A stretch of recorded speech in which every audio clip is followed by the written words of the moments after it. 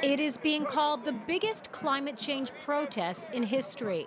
Around the world, people, mainly young people, took to the streets to demand action. In Australia, an estimated 300,000 people marched. In Berlin, organizers said around 270,000 people attended. London had a similarly large turnout. Climate change is real! In New York, the crowds were also large. In some ways, it was the epicenter of the global strike, with many coming out to hear the 16-year-old face of the movement, Greta Thunberg, speak. People are striking today in over 150 countries.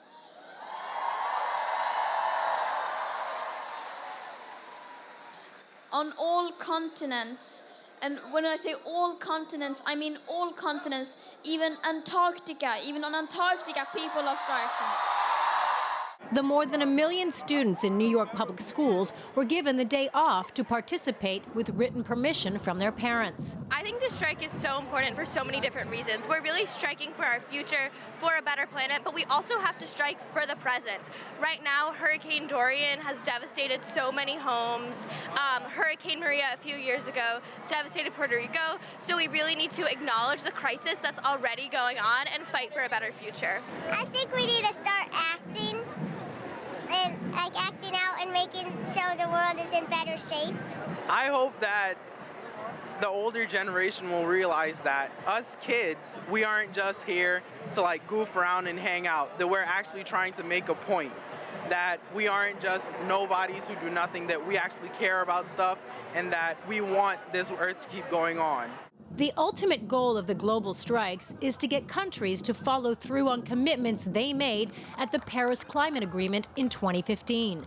Getting the U.S. to comply is particularly challenging under the current administration. President Donald Trump has denied climate change exists, plans to pull the U.S. out of the Paris Climate Agreement, and has rolled back regulations to cut emissions. The author of Finding the Golden Green said U.S. businesses have been quicker to change. They're concerned, very concerned about not being relevant in the world and not being trustworthy. They're hearing from employees, they're hearing from millennials and Gen Z that if they're not on the right side of something like climate and issues like inequality that are interrelated, that they're just not going to be taken seriously as a business and no one's going to want to work for them. The global strike was timed to coincide with the UN Climate Action Summit, which kicks off here in New York on Monday.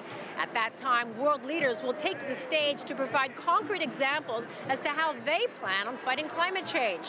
One world leader who will notably be absent and won't be speaking is U.S. President Donald Trump. Karina Huber, CGTN, New York.